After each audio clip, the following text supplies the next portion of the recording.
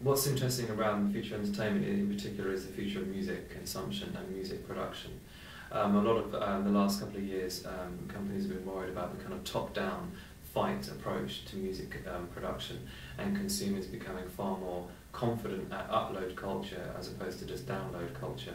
So the ability for a young consumer to take apart the production method of a song or an album and collaborate through a communal sense and create their own version or even their own sort of content from scratch is a sign that consumers want a bottom-up approach to music. The death of analog, I don't think should be necessarily brushed under the debate either.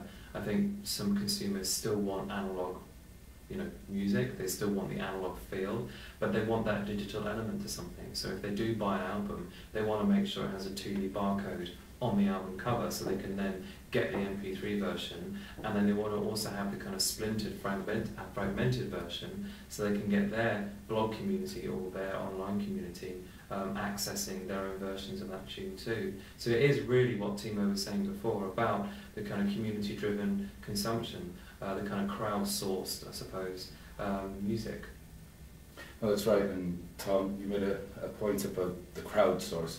And with crowdsourcing, it's about serendipity, it's about being in a moment and then hearing something, feeling something.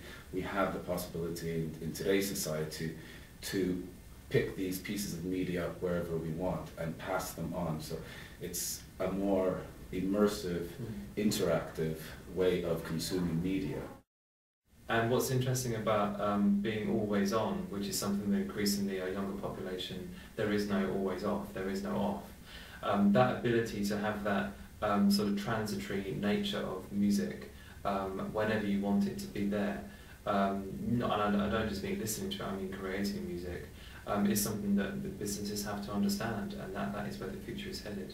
So the idea of snack size, almost like a Rolodex approach to consumption, whereby you use the internet and digital media like a Rolodex, and you pick out whatever genre you want in the whole history of music.